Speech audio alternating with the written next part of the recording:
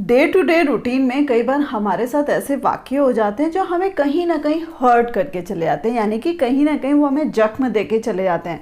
अब उससे कहा जाए कि उबर लो आसानी से और उसको माफ़ कर दो या उनको भूल जाओ, कई बार ये पॉसिबल नहीं होता है। आज आपसे कुछ जख्मों पर मरहम लगाने वाली बातें कहूँगी कि जिनको आपको याद करते के साथ ही एटलीस्ट आप उनको भूले ना भूले, लेकिन आपकी हीलिंग तुरंत हो जाएगी। सबसे पहला पॉइंट आता है कि कई बार हम लोगों के साथ बहुत अच्छा बिहेव कर रहे होते हैं, कई बार उनके साथ बहुत अच्छे होते हैं, लेकिन वो जानबूझकर हमें हर्ट करने के लिए सबके सामने इग्नोर कर रहे होते हैं या सबके सामने इस तरीके का बिहेव कर रहे होते हैं जो शोभनीय नहीं होता है, और एटलीस्ट वो हमें हर्ट करने के लिए जरूर होता है। मेरे एक करीबी रिश्तेदार हैं जहां पर मुझे बहुत ज्यादा पसंद किया जाता है, यानी कि जब भी हम हस्बैंड वाइफ वहां पर जाते हैं तो वहां पर हम लोगों को बहुत वेलकम करा जाता है। यानी कि उस घर के जो पेरेंट्स है वो भी हमें पसंद करते हैं, उनका बेटा भी हमें बहुत पसंद करता है, उस घर के बच्चे भी बहुत पसंद करते हैं। पता नहीं क्यों उनकी बहू को हमसे क्या प्रॉब्लम है, उन बुजुर्गों की वजह से टाइम टू टाइम वहां पर जाना पड़ता है। लेकिन उस घर की जो बहू है वो जानते बूझते किस तरीके का व्यवहार करती है। वो बगल से मेरे निकलेगी लेकिन मुझे विश नहीं करेगी, मेरी तरफ स्माइल नहीं करेगी, या कई बार तो ऐसा होता है कि वो मुझसे चाय पानी तक नहीं पूछती है। जब मैं शुरू में इस तरीके का उसका बिहेवियर देखती थी मुझे बहुत खराब लगता था और लगता था कि ऐसी कौन सी मुझसे गलती हो गई। एक दो बार मैंने उससे रोका भी और उससे पूछा भी कि भाई तुम मुझसे बहुत छोटी हो, अगर मुझसे कोई प्रॉब्लम हुई हो, मुझसे कोई गलती हुई हो तो मुझे बताओ, हो सकता है कि मैं उसको सही कर सकूं, या मुझसे कोई भी दिक्कत है वो भी मुझे बताओ। लेकिन उसने मुझे बदले में बोला कि मुझे आपसे बात करने का टाइम नहीं है। मेरा उस घर में आना जाना अभी भी, और उसका बिहेवियर दिन पे दिन और वर्स्ट होता जा रहा है। लेकिन मुझे अपने आप को हील करना है। यहाँ पर जिम्मेदारी मैं उसकी नहीं ले रही हूँ कि मुझे उसको कैसे हील करना है, क्योंकि उसको मैंने सही करने की कोशिश करी, अपने रिलेशन सही करने की कोशिश करी।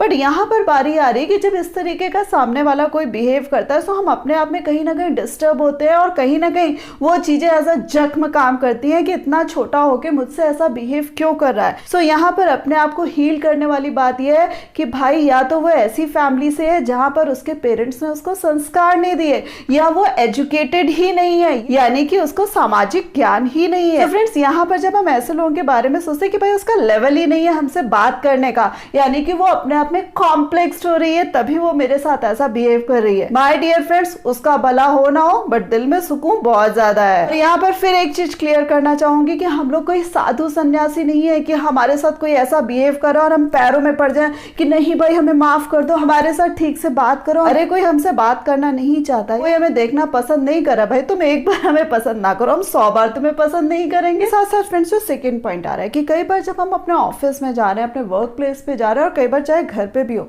कि हमारे ऊपर इस तरीके के एलिगेशन या लोगों के अगल बगल जब आप निकल रहे हैं तो या तो वो अजीब तरीके के आपके ऊपर टॉन्ट कर रहे होंगे या आपके ऊपर कमेंट कर रहे होंगे। सो ऐसे में भी डेली पे जब हम चुप रहते हैं तो भी हमें दिक्कत होती है, और जब हम बोल देते हैं तो भी हमें दिक्कत होती है। सो इसको आप किस तरीके से हैंडल करेंगे, सो इसको भी एक वाक्य के साथ आपको समझाना पसंद करूंगी कि मेरे ऑफिस में कुछ मेरे ऐसे कलीग्स थे कि जिनको मेरी ग्रोथ से प्रॉब्लम होती थी, और वो मुझे टाइम टू टाइम ये कहते रहते थे कि आपकी एज बहुत ज्यादा है, आपकी एज बहुत ज्यादा है। मुझे समझ में नहीं आता था कि मेरी एज ऐसी क्या हो गई, क्योंकि खुद वो मुझसे बहुत ज्यादा छोटे नहीं थे, हार्डली 3 या 4 साल छोटे थे। लेकिन डेली के कमेंट से आज ही जाकर मैंने उनको बेटा बुलाना शुरू कर दिया, बेटे इधर आओ, बेटी इधर आओ, बच्चे ऐसे नहीं करते, या तुम्हें ये नहीं आता। सो जब उनको इस चीज से ऑब्जेक्शन होने लगा कि आप इस तरीके से कैसे बात करती हैं जैसे किसी छोटे बच्चे से बात करें, सो मैंने उनके उन्हीं कमेंट्स को उनको याद दिलाया कि भाई अगर तुम छोटे हो तो मैं तुम्हें छोटे की तरह ही ट्रीट करूंगी ना, यानी कि I am experienced and I know how to tackle my juniors. उनके मुंह पे एक बार अच्छा वाला जब मैंने व्यंग कस दिया, उस दिन से उनके एक्सप्रेशंस चेंज हुए हो या ना हुए हो, बट उनके मुंह से इस तरीके के कमेंट्स निकलने बंद हो गए। कई बार क्या होता है कि ऐसे लोग जानबूझकर हमारी टांग खींचने के लिए या हमें डिस्टर्ब करने के लिए या हमारी ग्रोथ रोकने के लिए भी हमारे ऊपर इस तरीके से एलिगेशन लगाते हैं या इस तरीके से चीटे मारते हैं। सो भाई हमें यहाँ पर ध्यान देने वाली बात यह है कि हमारा जो टाइम है वो बहुत प्रीशियस है। अगर हम उनमें उलझ कर रह गए सो हमारी जो ग्रोथ है या हमारी जो सक्सेस है वो हमें मन मुताबिक नहीं मिल पाएगी। सो भाई ये इतने इंपॉर्टेंट नहीं है जिनके ऊपर हमें टाइम खर्च करना है। और इसी के साथ साथ फ्रेंड्स एक पॉइंट पॉइंट और क्लियर करना चाहूंगी कि कई बार ऑफिस में या घर पे इस तरीके के लोग होते हैं जो जानबूझकर आपको ऐसे स्टेटमेंट्स बोलेंगे कि जिनसे आपको लगेगा कि भाई अब इनसे उलझना है या इनको मुंह तोड़ जवाब देना है या ऐसे इनसे फाइट करनी है। वो भी जो सीन होते हैं उसका भी आपको मंशा समझनी पड़ेगी कि वो सीन जानबूझकर क्रिएट करे जाते हैं कि लोगों को ये बताने के लिए कि आप कैसे बेकार इंसान हो। सो यहाँ पर भी आपको दूसरों की मंशा समझते हुए अपने आप को रोक कर रखना है। यहाँ पर मैं आपको अपने एक सब्सक्राइबर का एग्जांपल देना चाहूंगी कि उसके जो कलीग्स है वो डेली पे उसको इतना परेशान करते हैं कि पूछो मत। उसका मन करता है कि उनका मुंह फोड़ दे और बोला भी इसी तरीके से जाता है कि वो उनसे उलझे। नहीं उलझ रहा है तो उसे लग रहा है कि वो डरपोक है, उलझेगा तो उसकी इमेज खराब कर दी जाएगी। सो सीधा साधा यहाँ पर मोटो ये होता है कि आपको उनसे उलझना नहीं है, आपको अपने आप को काम डाउन करना है, यानी कि उनको उनके मंसूबे पे सफल नहीं होने देना है। जैसे कि कई बार एक वर्किंग वुमेन है जो पूरे तरीके से अपने घर परिवार को भी बहुत अच्छे से संभाल लिया, अपने बच्चों को भी बहुत अच्छे से हैंडल कर रही है, प्लस उसके जो अपने वर्क प्लेस पे जो ग्रोथ है वो भी बहुत अच्छी हो रही है। सो यानी कि जब लोग उसको इन टोटलिटी देखते हैं तो बहुत सारे लोगों को जेलस होती है और वो उसके ऊपर कमेंट्स करने लगते हैं या उटपटांग तरीके से टॉन्ट करने लगते हैं। क्यों करते हैं?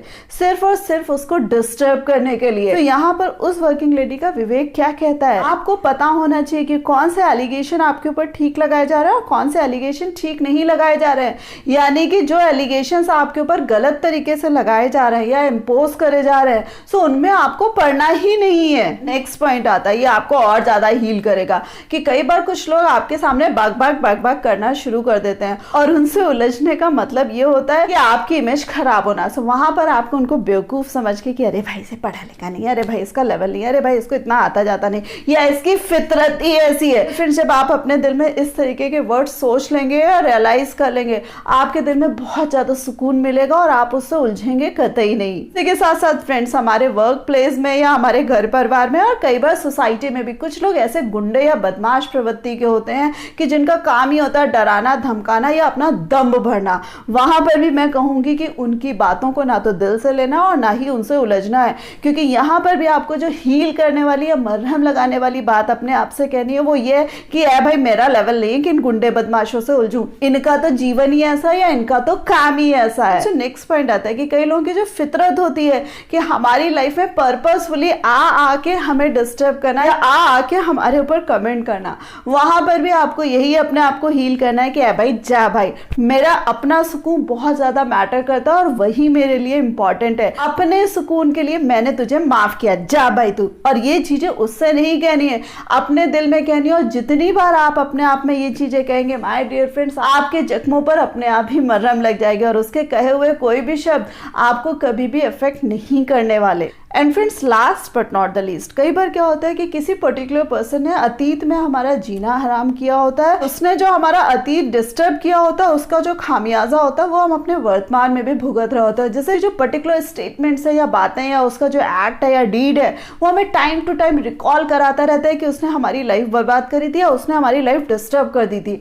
सो माय डियर फ्रेंड्स, यहाँ पर मैं फिर से कहूंगी कि कई बार ऐसे लोग हालातों की मार खुद से खा जाते हैं, या जैसे कहते हैं ना कि भगवान उनको अपने आप ही पनिश कर देता है। सो वहां पर भी आपको उनके बारे में सोचने की कतई जरूरत नहीं है। यहाँ पर आपको हील करने वाला सेंटेंस सिर्फ ये है कि भाई बायगॉन इज बायगॉन, उसको जाने दो और अपने कदम आगे बढ़ाते हुए तेजी से अपनी रफ्तार पकड़ लेनी है। वीडियो कंक्लूड करते करते सिर्फ आपसे यही कहूंगी कि हम कोई साधु महात्मा नहीं है, हम संसारिक लोग हैं और हम दूसरों की बातों से आहत होते हैं और हर बात पर हम लोगों को माफ नहीं कर पाते हैं। सो यहाँ पर अगर आप इस तरीके के स्टेटमेंट्स या इस तरीके की बातें अपने जहन पे रखेंगे तो कम से कम वो आपके जख्मों पर टाइम टू टाइम मरहम लगाती रहेंगी। होप आपको ये वीडियो पसंद आया होगा, इसके सारे पॉइंट्स अच्छे लगे होंगे, बट कौन सा पॉइंट सबसे ज्यादा अच्छा लगा मुझे कमेंट करके जरूर बताइएगा। और हाँ, वीडियो को लाइक करना मत भूलिएगा, अपने फ्रेंड्स के साथ शेयर करना मत भूलिएगा और इस प्यारी सी फैमिली का पार्ट बनने के लिए चैनल को सब्सक्राइब कर दीजिएगा। So thanks a lot for giving me this much time.